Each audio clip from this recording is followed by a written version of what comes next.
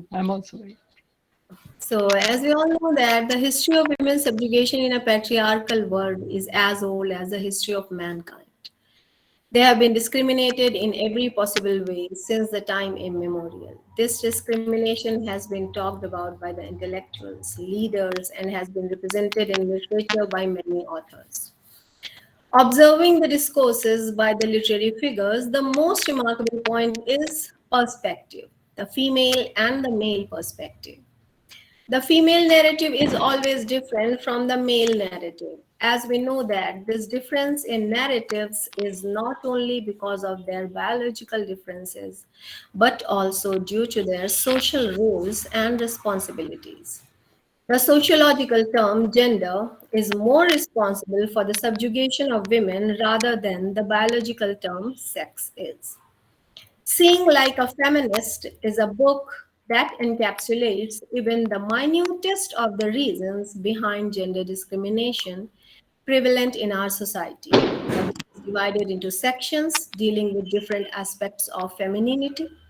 It highlights the objectification of women in a patriarchal society and talks about how the so called empowering of women can be used as a tool to subjugate them. Here, the writer has drawn examples from social issues like Khap Panchayat, economic issues like women's right to property, and other societal practices detrimental to gender equality. The book makes a significant contribution to women's studies with special reference to India. On behalf of the University Debating and Literary Club and on my personal behalf, I express our heartfelt thanks to Professor Menon for accepting our invitation. We look forward to an academic feast from an outstanding scholar that she is. A very warm welcome to Professor Nivedita Menon. Thank you.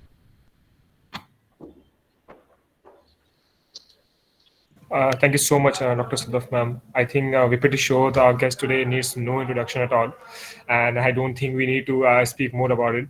But I'm pretty sure Abdullah Sarkar, Abdullah Sarkar is the former secretary of the University Debating Literary Club. I'm pretty sure he has done his research well, and he'll be ready with a few very good questions, I guess. So I think we should begin, Abdullah, if that's Yeah. everything is in Professor order. Menon, it is indeed a crime to keep you away from the mic for too long, but I am compelled to give a small introduction to you. So you're an Indian feminist, a writer, and a professor of political thought at Jawaharlal Nehru University. You have previously taught at Lady Shri Ram College, and you're also the author of the 2012 book, Being Like a Feminist. While bringing up, articles and research about this conversation that we are going to have, I found that you have mentioned that you were not very politically active as a student, but then it later grew up on you. So can you describe your journey from going from somebody who was just a student at JNU, perhaps a little bit detached from the political scenario, to becoming so active in the political scene? Actually, by the time, let me first, the question was so intriguing. I just started answering it. I want to thank you. I should formally thank you for inviting me. Dr. Fareed, thank you for that introduction.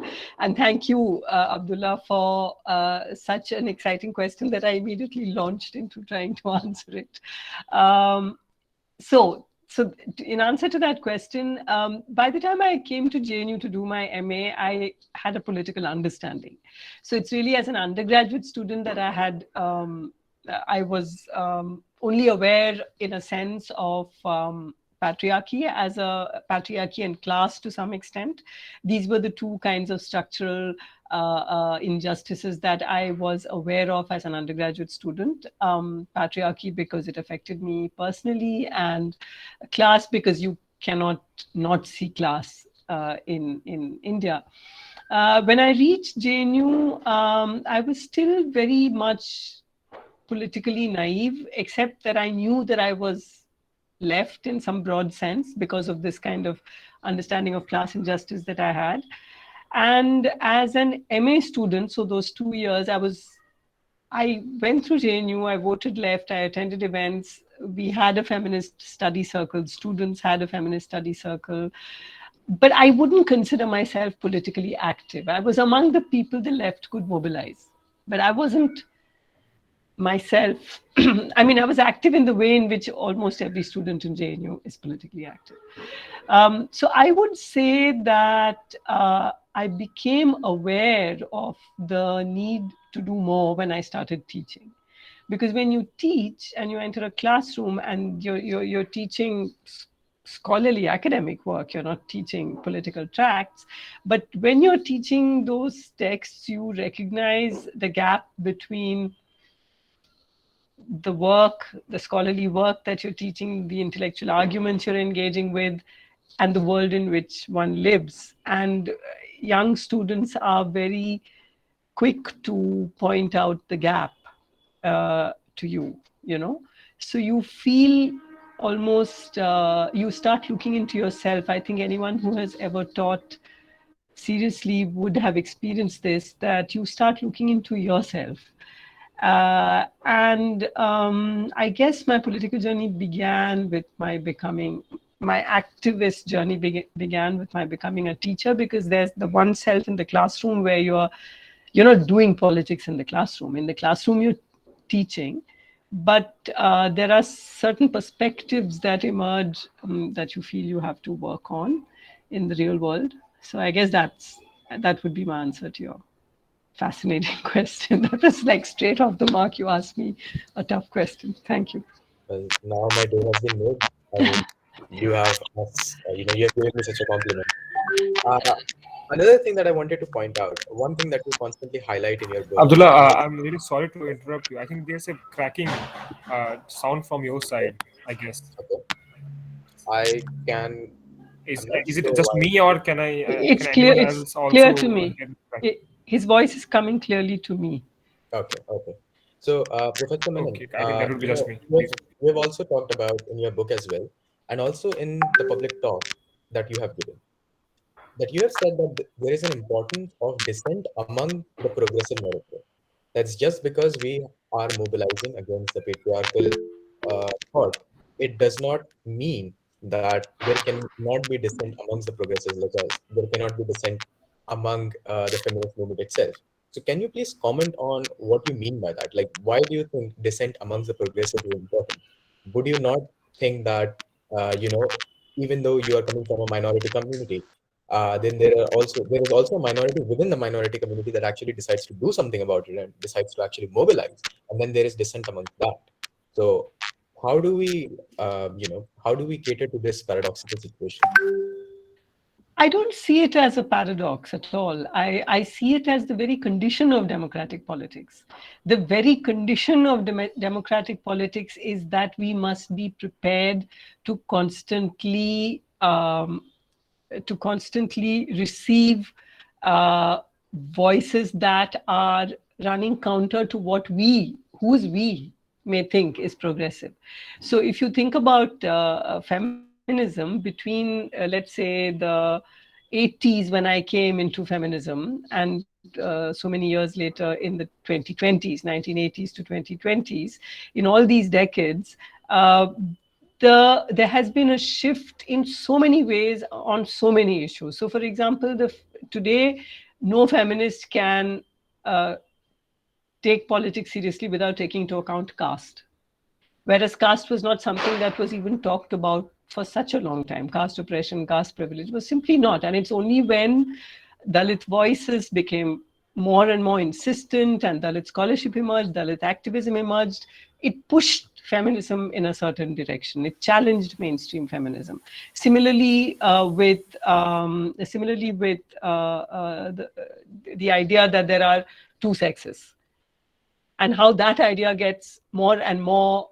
So even among feminists, there was one would say sex, gender distinction, and so on. But the assumption was that there are two sexes. But gradually, the very idea of sex got more and more complicated. And once again, it comes not only from scholarship, but it comes from movements, from struggles, from people speaking up and challenging this binary, sometimes with their very bodies. Take sex work. Sex work has gone through actually a very interesting journey in the life of Indian feminism, because you have an earlier feminist position which was more prostitution is violence. kind of position. That's also a feminist position, because you basically say that prostitution is a product of patriarchy and that women are forced to do this demeaning work.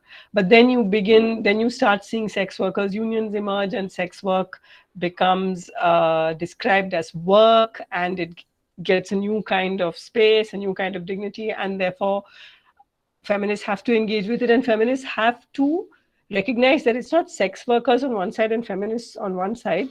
Many of the sex workers are feminists, so it's not as if there's a clear distinction between. But now there are Dalit feminists who challenge the idea that sex work is work, because they say that they are asserting the position that prostitution is violence, because they say Dalit women are forced into sex work. It's largely Dalit women who are forced into sex work. I could think, so I'm going to stop with these three examples simply to say that if we say that, look, there's just a small number of us who are progressive, and if we start disagreeing among ourselves, then we won't be able to make any social transformation. It's a very, very dangerous position to take. I think you probably stated it like that also precisely to set up the argument, because the dangerous part about that is that you end up basically saying that some of us know what is right and what is progressive, and the rest of you will have to simply accept it, because if you raise your voices, then that's actually going to harm all of us, right? So that's a way of silencing, which is a different kind of silencing from those who are very powerful, and it's a different kind of silencing from the way in which the state would silence, but it is nevertheless silencing. So it's important to recognize that all movements and all struggles will have to continuously change their own perspective on different issues and take on board challenges, change one's own perspective. That's democracy. It is the founding condition of democracy, of any democratic politics. Yes, that is absolutely right. And one might even go as far ahead as to say that it might even create a situation where the burden of progression gets centered around the shoulders of only a few giants. And I think that is exactly the kind of progressive movement that we have to keep a check against. So moving forward with this, you have also worked with Kafila, although the website is down. I tried to access it. So can you describe... No, sorry, what happened when you tried to access it? I could not find kafila.org. No, it's, I'll tell you what I'll do that. Anyway, ask your question. Yeah. So basically, I wanted to ask you about Kafila. For our viewers out there who do not know enough about Kafila, can you please explain to us how Kafila ties in with your work? Okay, so the website is now called, our site is now called kafila.online. And the reason we had to do that is because our site was hacked sometime, maybe 2-3 years ago. It was hacked, it went down, and it was deliberately hacked. And so we then set it up again as kafila.online. So any link you get, so this is just for information of all of you, if you're ever searching for any Kafila post and you get a link which says kafila.org, just and if you go to that, you'll see error 404 not found. So anything that says kafila.org, replace org with online, and the link will remain the same. You just have to change org to online. So Kafila has nothing at all directly to do with my academic work. It's something completely separate from my academic work, and completely separate in the sense it's something that is voluntarily done. It has, so what Kafila is it's a collective, it was a large group of people, some 22, 23 people. It's now 15. It's been running for about 15 years, if I'm not mistaken. It's completely voluntary work and not one paisa in funding. And we have basically, at the time that we began it, we felt that mainstream media was completely saturated in terms of, saturated is perhaps the wrong word, it was completely closed off to any alternative viewpoints. From the late 90s onwards, this shift had become evident, and we felt we needed a space where we could say what we wanted to say without having to send it to multiple publications which would keep rejecting. So which would keep rejecting what we had to say. So it could be feminist, it could be any kind of position against the emerging politics of Hindutva. It could be about class politics. It could be against, for example, the new, the structural adjustments and the neoliberal regime that was being put in place even by the time of the second UPA.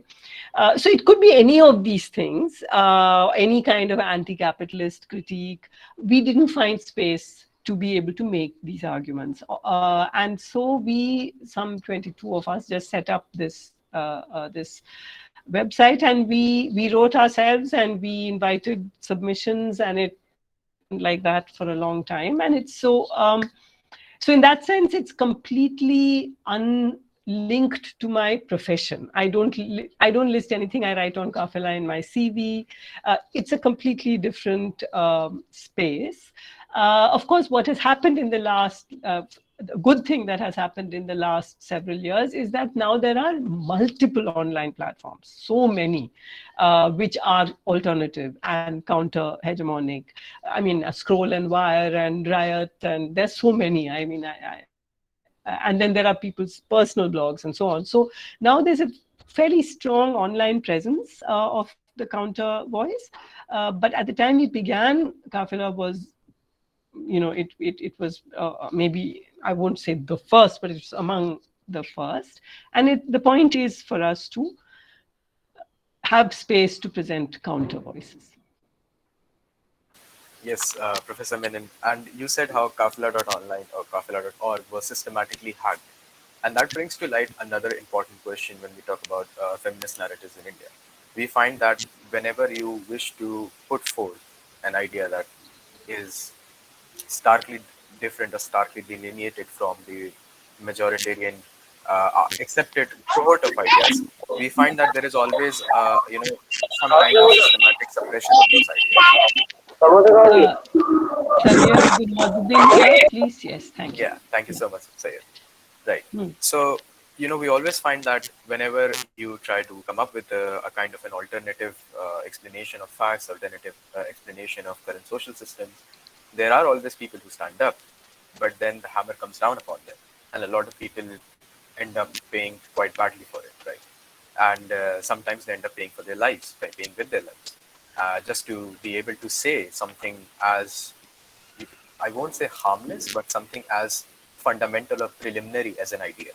Just for voicing that out, it can have drastic consequences. So how does Professor Menon, on a day when she wakes up and she finds out that something like a hate crime happened, how does she motivate herself to keep going, to keep saying the things that she keeps saying? How does any of us do it, I guess, right? That fortunately it's not just one voice or a few voices. The voices that are speaking up are many. And are so many, in fact.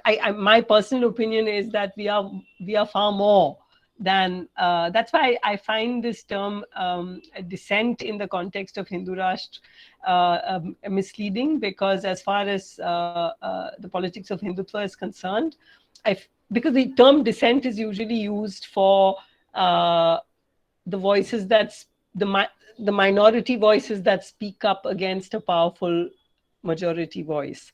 But in fact, I feel we are in the majority. I feel that the kind of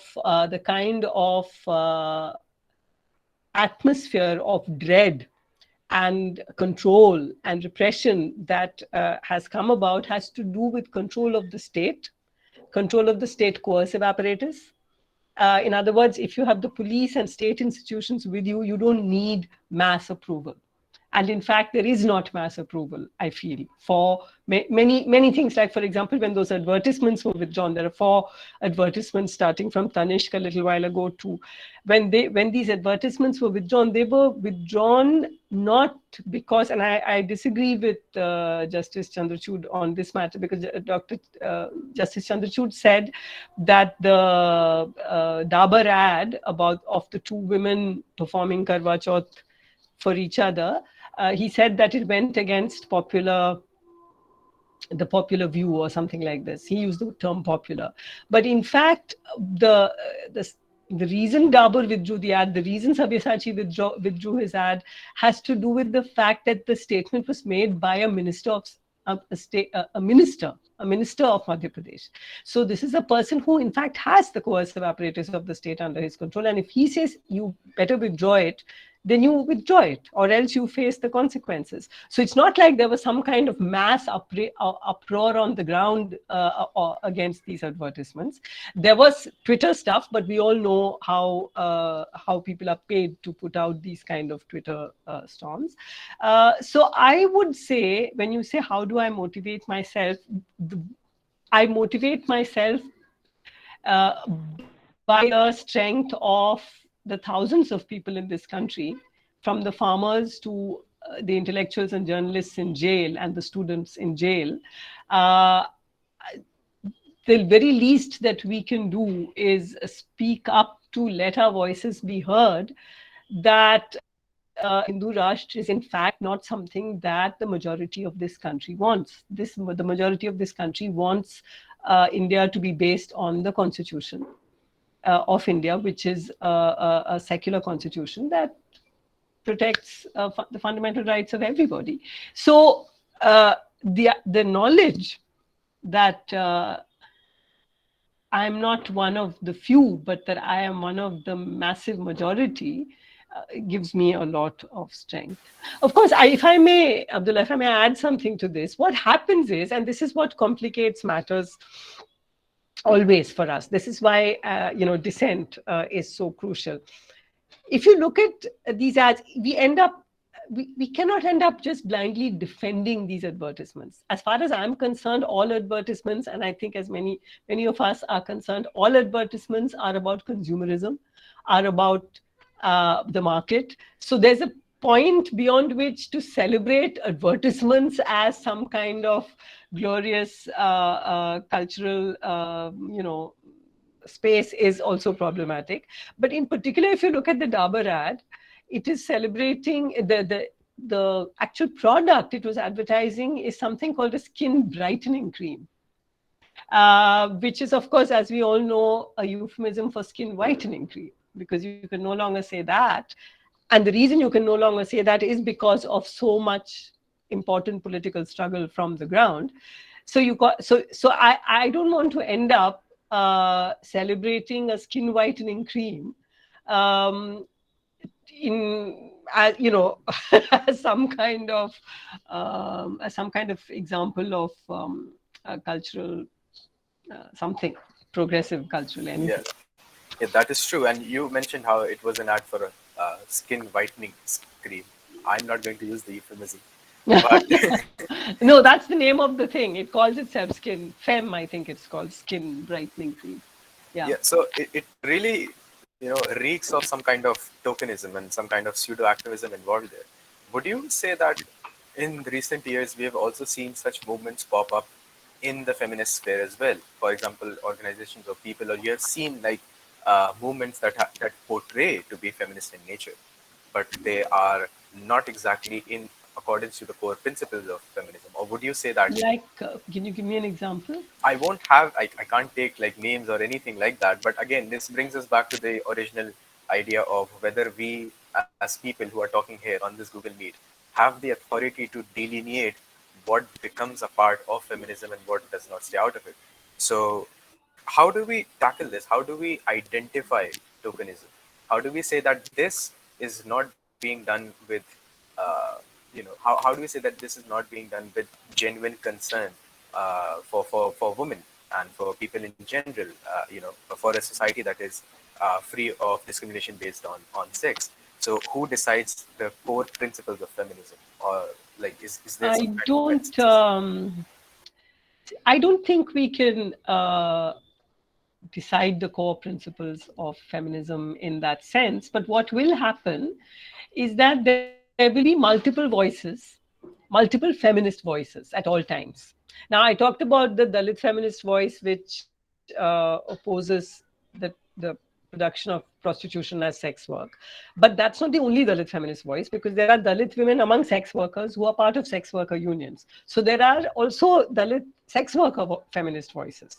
So what I'm trying to say is that there is no one feminist voice, there is no one Muslim feminist voice, there is no one Dalit feminist voice. There are multiple, always multiple voices, and they will always be in debate and disagreement and agreement with each other.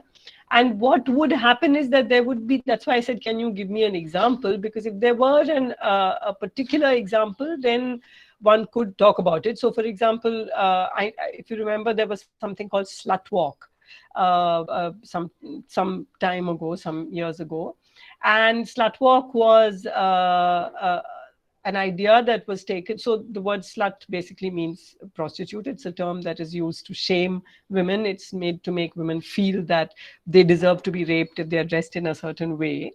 And this comment was made by a police officer. Yes, Shams, it is indeed very archaic.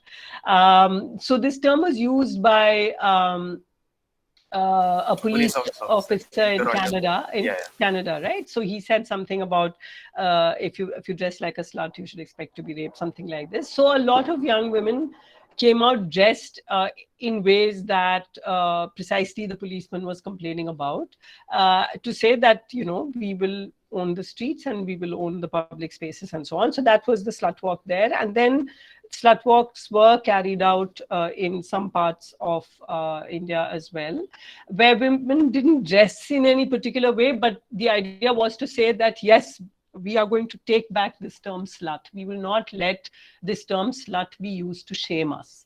You know, it's not a shameful word for us. So this, there was a debate on this within the feminist circles, and there was some questions about whether is this what we want to be saying is feminism, that women can dress in revealing clothes, is this feminism, right? There was this kind of a question that came from, and then there were that was countered by arguments that said, well, this is one of the things also. It is also one of the things that is feminism. There is not one thing that is feminism and everything else can wait. It's not like we're going to fight for equal wages and right to property, and until that happens, we won't talk about anything else. No, multiple feminists will talk about multiple issues. So I wouldn't say, if you, a core principle of any democratic transformative struggle would be something like social justice. And social justice can involve caste and class and community identity, religious community identity. It will include class. It will. So there are these multiple dimensions to social justice. So given each incident, or given each, we would have to engage with each struggle on its own terms, and we would have to have a debate or a discussion and disagreements and convincing each other and so on.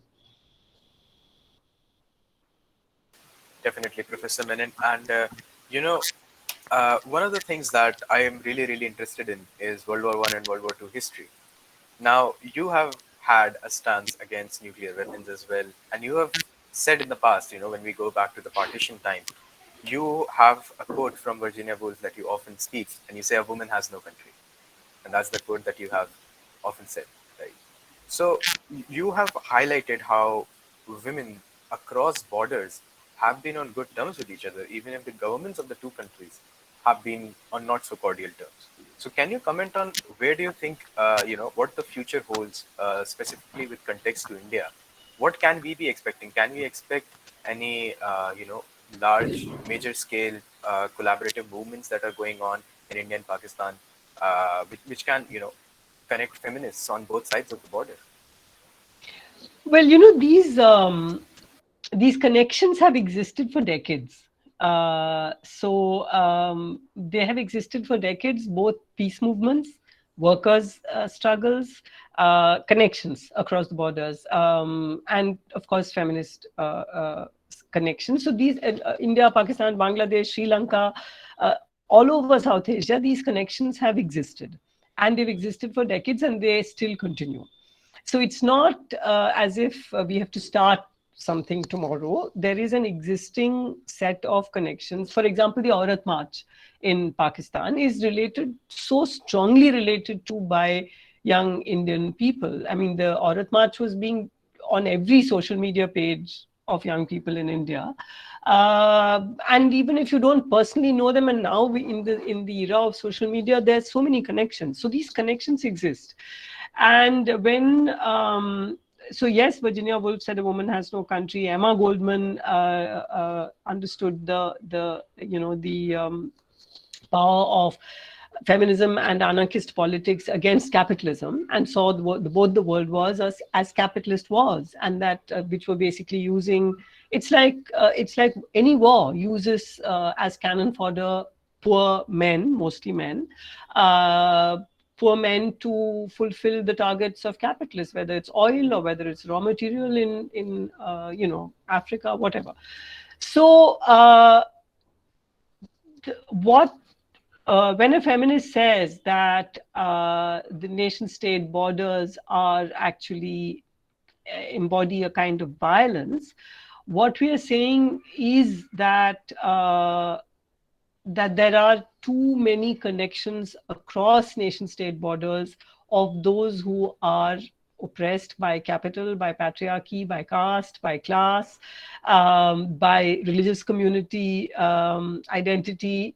So, and that there's something that we all have in common, that the religious right in Islamic states is only a mirror image of the religious right in Hindu Rashtra. So when that is said, it means that those of us who are not for the religious right, who oppose Islamism and Hindutva, we have more in common with one another than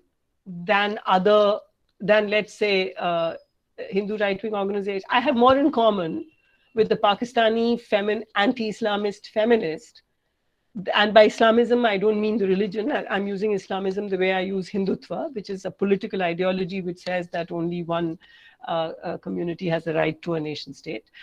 So I have more in common with a Pakistani feminist who's challenging that than with the Indian Hindu right-wing organization, right? So Kamla Bhasin, who recently passed away, one of her lines that I like very much is where she says, मैं सरहद पे खड़ी दीवार नहीं, उस दीवार पे पड़ी दरार हूँ. So feminists see themselves as the cracks in the wall of the nation state, as challenging barbed wire fences. And nation states are very new, as you know, in history. So yes, I can imagine in another several decades. Look at Europe. Yeah. Nation state boundaries are finished, and how much blood was shed to build those nation states. That is very true, Professor Menon. And your anti-war stance has been pretty clear. One line that you often quote is from that one song in 1961. I'm forgetting the name of the movie. जाने वाले सिपाही से पूछो कहाँ जा रहा है, right? Yeah. So that's something that you Mohyuddin's line. Yes. And Uniform Civil Code, you have been pretty vocal about that as well. One line from your book as well that I specifically wanted to highlight is because there are a lot of people on this call and a lot of young women as well, and we know that we live in a society where they might be reaching that age where this question becomes, or this topic becomes, very significant for them. You start a chapter in your book with the quote, "If marriage is the end of life, how can it be the goal of our life?" Right. That is the lines with which you start the chapter. So can you explain that to a lot of our audience today? Thank you. That line, as you know, is a quotation from a book by Rita Kothari, who she teaches, she's a literature scholar, and she translates from Gujarati and Sindhi into English, and she teaches at Ashoka now. So Rita Kothari, while interviewing a young woman.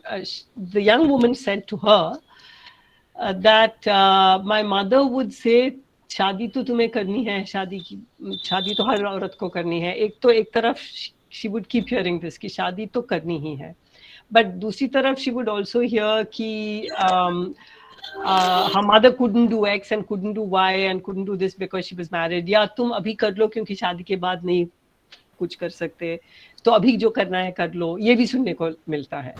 So she said this, which I thought was so complex and such a brilliant way of putting it, and that's why I used it as the epigraph to that chapter, where she said if marriage is the goal of life, so it's a nice pun, she did, the person who said this to Rita, she said if marriage is the goal of life, how can it be the end of life? Because it seemed like that कि शादी तो करनी ही है, लेकिन शादी के बाद कुछ नहीं होगा. शादी हो गई तो फिर the rest of your life is your शादी. And this is something that is true not only for women, it is something that is huge for women, because basically women give up everything upon marriage. But marriage is also kind of compulsory for everybody in this society. It's a compulsory institution. It's not करनी है शादी क्या, लेकिन शादी कब करोगे, अभी तक क्यों नहीं किया, etc. So I think if marriage becomes the end of life, if marriage is intended to be the end of life, then we really have to ask whether we want to enter that institution as it is, or will we be able to say that I will only marry when I have a little more control over my life, when I have economic independence. So we don't have to necessarily reject the institution of marriage, but many may want to reject the institution of marriage. That's the whole point, especially in your generation. Many may want to reject the institution of marriage and say, I never want to get married. But it might be wise not to say I never want to get married, and to simply say abhi nahi for many years. Yes. That might be wiser. Yes. But even if you do decide to get married, there are ways in which you can enter marriage on your own terms with the person you're marrying, on equal terms, whether it's sexual division of labor, whether it's how will you run the household, etc., etc. Children, how will they be brought up, whether you want to have children at all, what about your profession. And as you know, the term archaic, someone wrote the word archaic. So this working woman, for example, is, in my opinion, a very archaic phrase, because all women work. Unpaid labor. Yes, it's basically unpaid labor. So it's not work. I would like to use the term employment to distinguish between women who do only housework and women who do housework plus a paid job. So we might want to insist that we want to be in employment, we want to find our profession. So there are ways in which that institution of marriage can be, because human beings want intimacy. Human beings want to be with other human beings. Marriage, the way in which we see it, is a fairly recent institution, because in the history of humanity, this is the blink of an eye, right? It's a short period in which this kind of patriarchal marriage has come into being. Yeah. So I think we can think about multiple forms of more just and more kind and more ethical ways of living with one another. I'm sure we can figure that out. Yeah, and speaking of marriage as like a modern thing, or like something that has come up in recent times, you have said that you belong to the Nair community, which in the past has been known for polyandry as well. So that's something interesting that I found while researching a little bit about your background. And Professor Menon, if I could talk to you, that would perhaps be very detrimental to the focus of all our audience right here, because I can go on and on and on. So I would like to throw one last question at you, and after that, you're free to deliver any message that you want to the 90+ audience that we have right now. I have no message. I'm hoping there'll be questions from them as well. Then maybe we can take we will definitely try to scour through. If anybody has like a question or two, even though we do not have a lot of time, after you're done with your 5 minutes of message, we can definitely take 3 or 4 questions for you. I'm not good with messages, but anyway, go on. You said you had something else to say. Yeah. Don't worry about it. I'll have a look at it. And So, Professor Menon, my final question to you is, if Professor Nivedita Menon, 2021, can go back to the 20-year-old Nivi, I'm still Nivi. You can yeah, still still call me Nivi. Nivi. So if she can go back to the 20-year-old or 21-year-old Nivi, what advice would she give her? Oh my God, I would give that woman so much advice. I would. Some of it would be very personal, so I may not want to say it to an audience of 90 people. We can all turn off our cameras if you want. Most of the cameras are off. No, but I think let me put it more generally that see, I haven't actually. So it's important to say this. I have actually had a fairly privileged life. I have faced patriarchy, but I haven't faced the kinds of limitations that women have to face. Most women in our country have to face in terms of educational access, in terms of financial resources.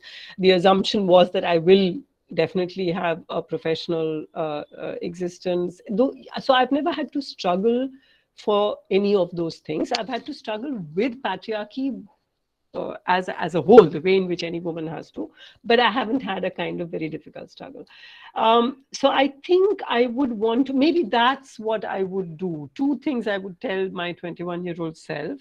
One is to be alert to what I'm taking for granted in terms of my own privilege, which I did. So that's a very personal message to myself. This is not true of all 21-year-olds. It is not even true of all 21-year-olds of when I was 21, because many of them were in fact aware of privilege and lack of privilege. I was not. So I would alert myself to recognize the privileges that I bore, which I gradually, I hope I have come to recognize, and I hope I try to live by that recognition. The other thing I would tell the 21-year-old is to be braver. I think I thought the world would collapse if I took certain steps that were not conventional. So even though I was not, oppressed in any major way, I still, for some time, lived a fairly conventional life, and I thought I had to do that. And I would say to all of you that the world does not collapse if you take unconventional steps. Nobody dies. Your parents will come around. They love you. They will come around. You can convince them. And so I would tell me, that you can be braver. You can actually step out more than you think. So I would say both these things, I think, to that young woman. I will say many other things to her in private, which I won't share with you.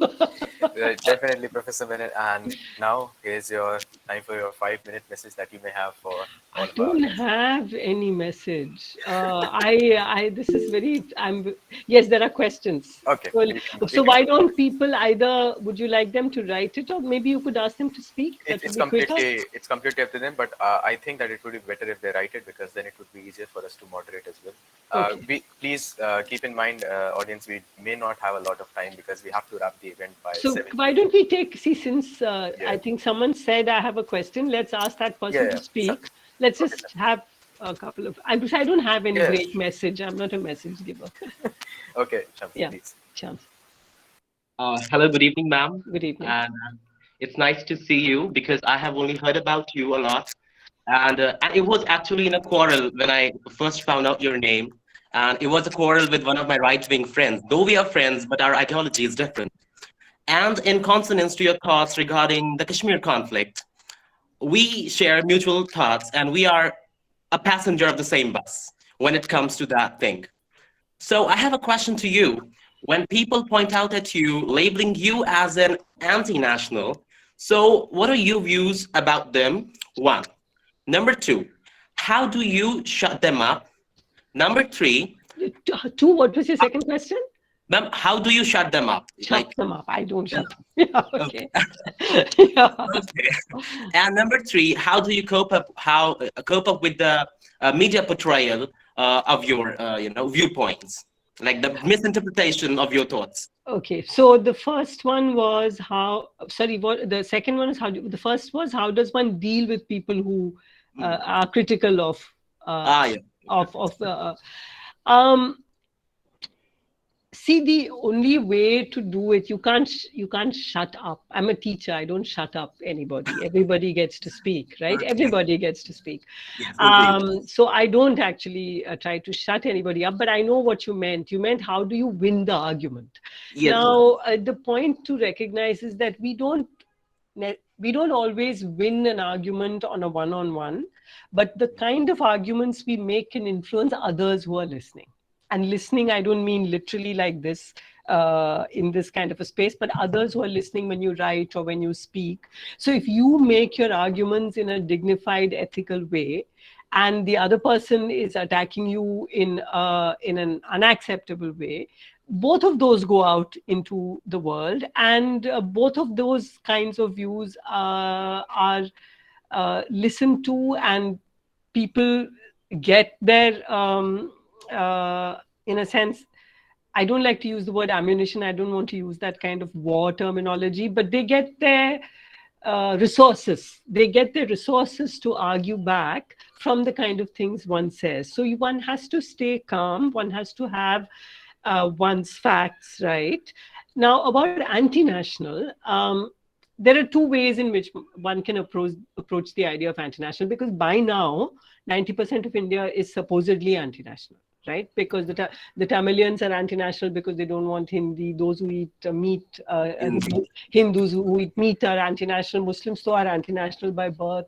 All minorities are anti-national. What's left in this country? You know, only a few people of sort of the North Indian Savarna masculinist, a few hundreds of them are apparently national, right? So this term anti-national is used for a wide range. All LGBT people are anti-national, feminists are of course anti-national. कोई बचता नहीं है इस label से.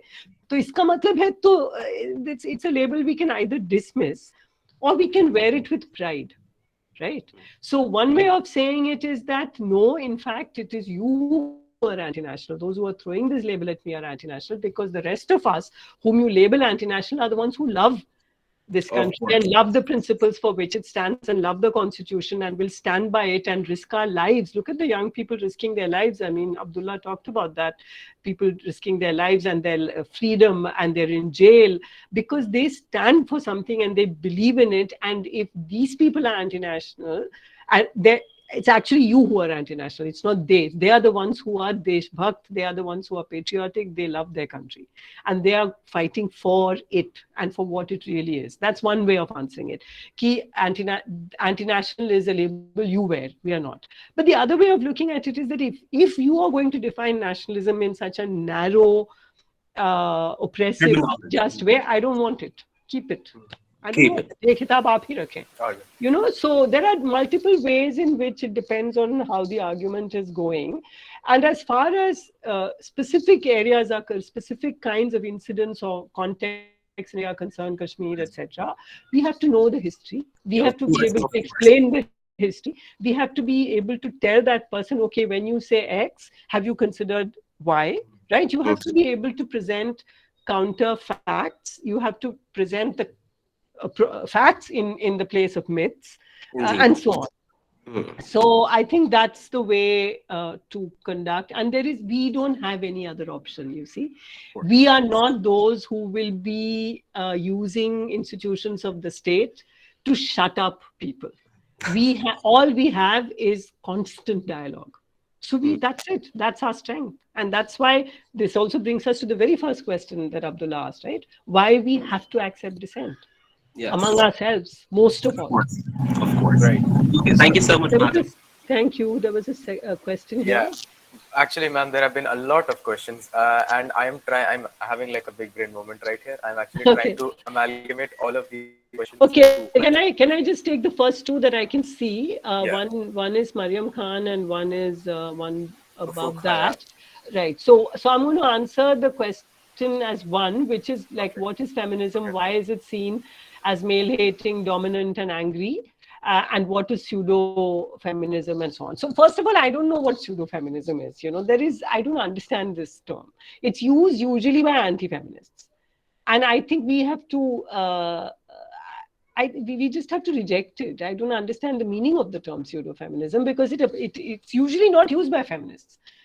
Usually, if you notice, right, the term pseudo is used to denigrate something that you don't like and that you don't stand for. So the Hindu right will call us used to call us now pseudo secularists. And there are anti-feminists who are calling feminists pseudo-feminists, because apparently there's some real feminism which only the anti-feminists know about, which is a very weird thing for me. So I would never accept the term pseudo-feminist in an argument. And if anyone uses it with you, you need to ask them, what do you mean by it? So good, what are your, it doesn't even exist. But this thing about the male-hating, dominant and angry voice, look, there is anger, right? There will be anger when you are challenging any kind of system of oppression, patriarchy, any kind of religious identity-based oppression or discrimination, caste discrimination and oppression. Of course, there's anger, and anger is fine, right? Feminists don't have to be sweet and smiley and have a sense of humor all the time. No, we do get angry. How can we not be angry? If you look at the kind of instances of patriarchal violence that ordinary women face on an everyday basis. Now, the way I said I have not had to struggle, that's because I was taking as a baseline the understanding that as a woman, walking on the roads was itself an act of courage, always, right? Not going out after 7. I policed myself. So my life was not, that's why I would tell that 21-year-old to take more risks. So I actually presented my life as I also want to probably explain that I was taking a basic baseline of patriarchal control and all that for granted. And on the basis of that, I was saying I was privileged. So, of course, there's anger.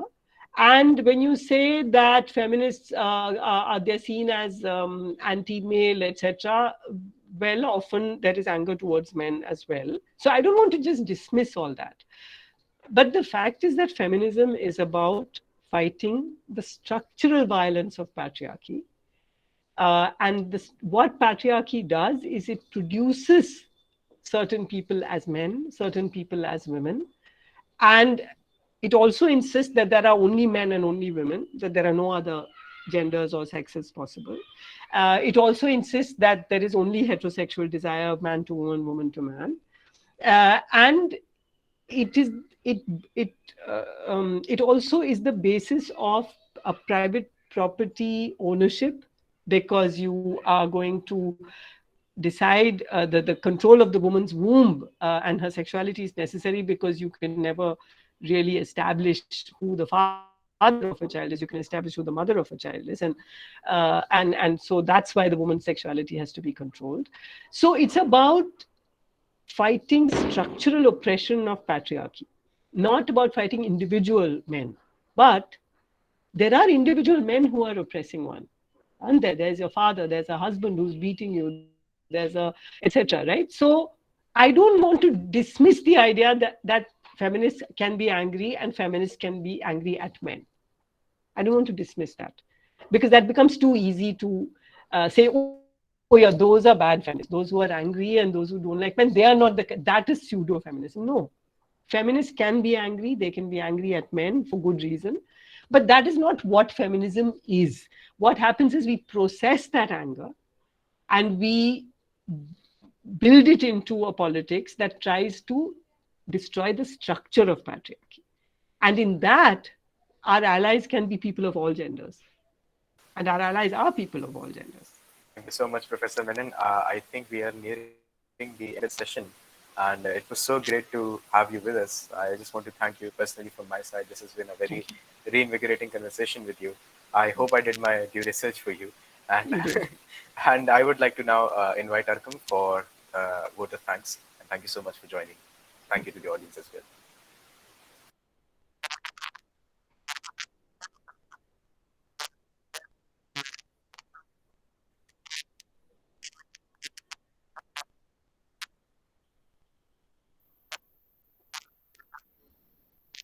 Thank you, Abdullah, Sadaf, Arkam, everyone who participated, and thank you especially to Abdullah for a set of really sort of inspiring questions. Thank you very much. I really enjoyed the session. The honor is all ours.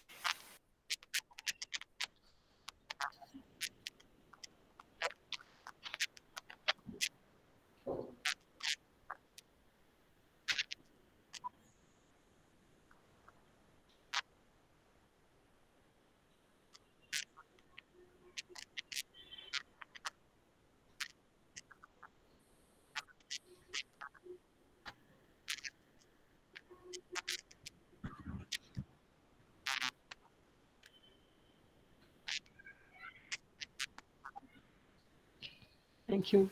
Take care, everyone. Take care. Thank you so much. Thank you so much for joining, Thank everyone. you. Bye-bye. Thank you. Bye. Take care. Till the end of the event. Thank you.